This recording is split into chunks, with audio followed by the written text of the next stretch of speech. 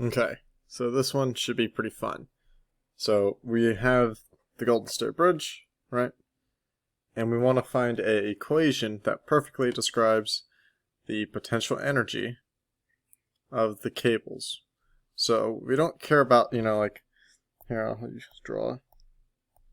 Oops. We don't care about this stuff here. Right? We don't care about that. That's actually not that hard to find the potential energy of, right? Like, if we wanted the whole bridge, then, we could analyze things separately. But the hard part to analyze is, let me use the highlighter, are these cables, right? These cables are really hard to find the potential energy. And so what's really hard to do is to find the exact amount of potential energy along any segment of the line.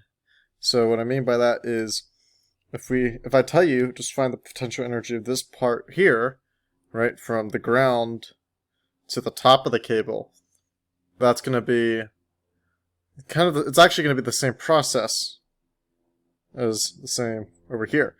And then even if I tell you just to find just this part, it's the same process. But all in all, it's a lot harder to do than to find the whole, like not the whole bridge, than to do the base of the bridge. The base of the bridge is really easy because it's a basic structure, right? But the cable has a curve, and how do you deal with that? Oops, do not want to do that. Okay, what we can do, for some reason I can't. Okay. There we go, I gotta use my mouse. There we go. Okay, so we can start by doing is defining some variables, right? So we can say that we have, like, the mass of the cable is m. Okay, that works. Then what we can also say is that, well, since there is that mass m just for like an individual part of that cable, right, just for at that point, the cable, that we do have this big M, right? This big M is what? It's a little mass divided by some length, right? And this should make sense because remember, you have a cable, right? This is your cable. Like this, there's mass here, and then if you're just describing a little section of it, or you're describing the whole thing, that's why there's this length here, right? So this comes into question. So we can just call this M over L. But then there's another question that comes into play, right? Is exactly what is the deal here, right? Meaning, like, how long? Are you talking about the whole thing again, like I said? Okay, well then, you could say that M itself is equal to M. Now I'm going to use this as M star. M star. Again, it's the same mass, I'm just changing the variable name here. Divided by L times some length S. Okay. So what I'm trying to say is that this cable, right, it's obviously an object, so it does have some mass.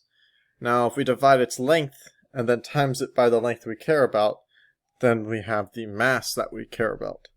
So this is like our first big relationship that we will note. Okay, what's another thing we kind of want to know about? Well, we want to know the formula for potential energy. We're going to use U for potential energy, because I like that variable. So P, nope, my bad. So potential energy is equal to U, right? I'll start PE, so remember. When that is equal to the mass times the gravity times the height. And I'm going to draw the basic outline of the structure that we have, right? Assuming constant density, right? Where constant density. Just meaning that, like, hey, the cable, it's not hollow at one point and then it's thick in the other. So my drawing doesn't really say that because I'm a bad drawer, but your problem wouldn't be, right? You would have a constant density.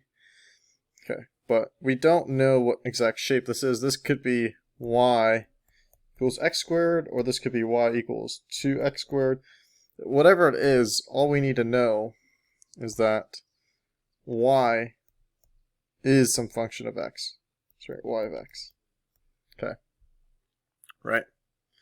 And that this is our height. Right? Okay, and then height, we could just give it the scalar quantity y as well. Okay, but then we do have this change, right? This change, which is x. Right? Okay, so this is just describing everything we have here. But this doesn't do us that much of a justice unless we really start to think on a little bit of a more precise scale.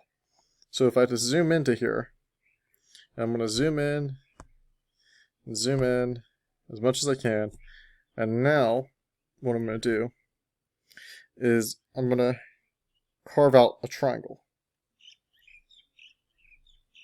Okay. So I'm going to carve out this triangle, and I'm going to call this distance y, this distance x, and then this distance s. Okay. Right. And the reason I'm doing this is because, right, that is our x, that is our y, and that is our s. It's just a variable. It's all variables at the end of the day, right? But what's more important is to see that this is not exact, right? See that there's a little bit of a gap here, even if you keep zooming in. So this idea is when you apply the limit, so limit, right?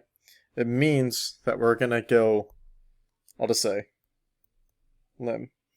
We're getting as close as possible, and as close as possible. Okay. So in calculus, that's the great thing, is that we can go as close as possible. So instead of saying x and y and giving an approximation as a triangle, what we can do is we call it dx, dy, and ds.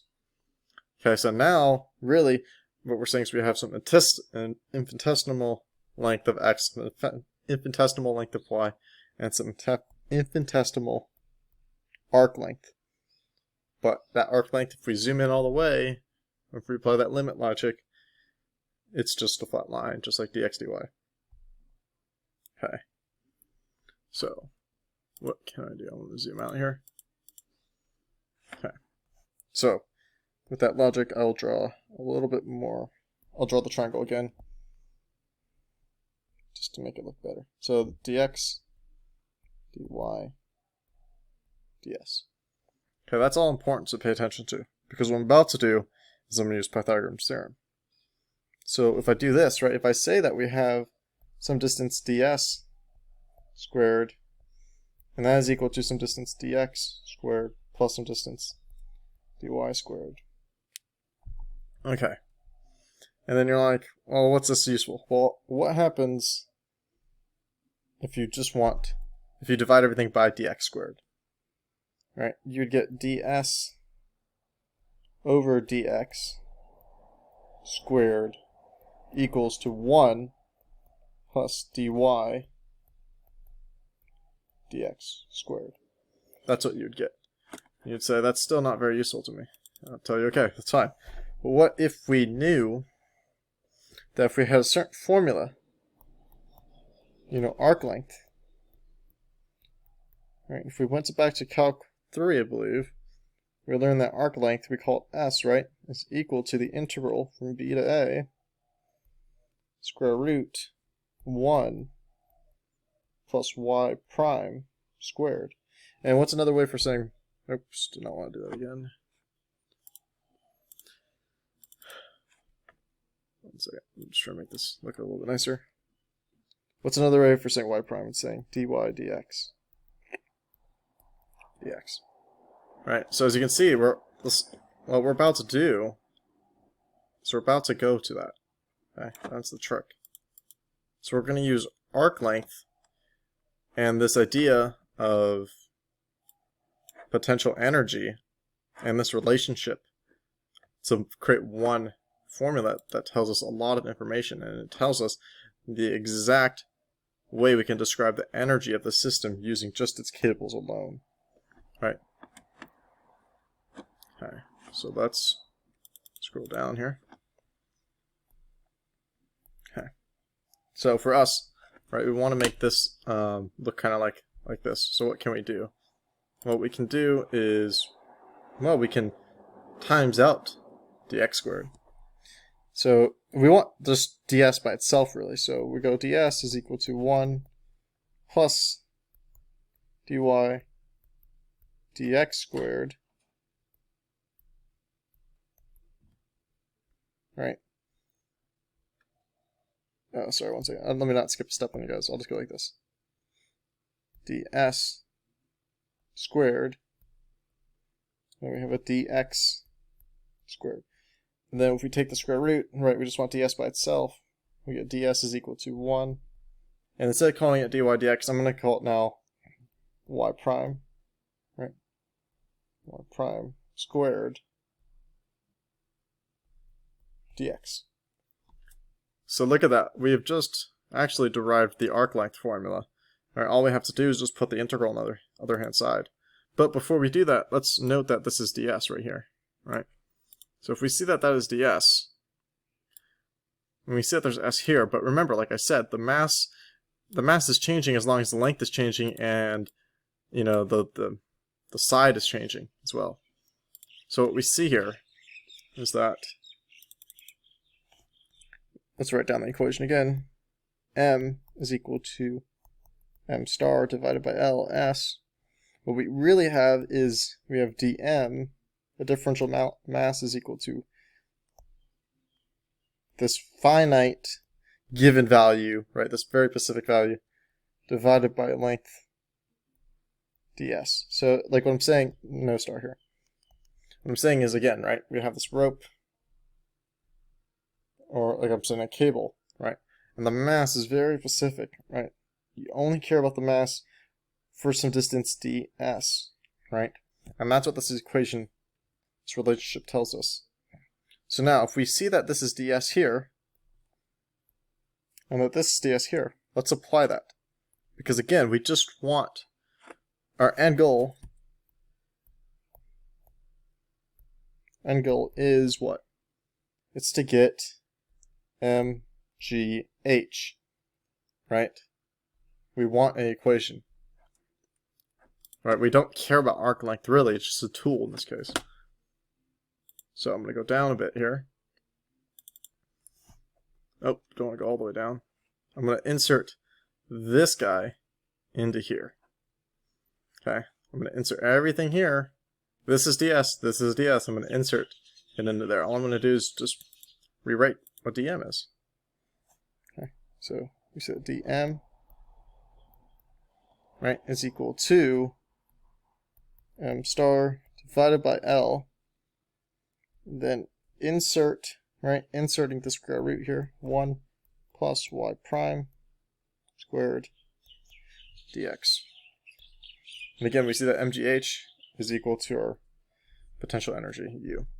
So what we can do is we can apply this logic again, and we see that U is equal to what? Well, U is equal to mgh, and in this case, it would be du dm gh, right? But we just want u by itself, so what you have to do is integrate. So u is equal to, I'm going to put the gh in front. And remember, h is, is the height y, right? And we have the integral dm. So there's a lot of just relationship using here. So in general now, right?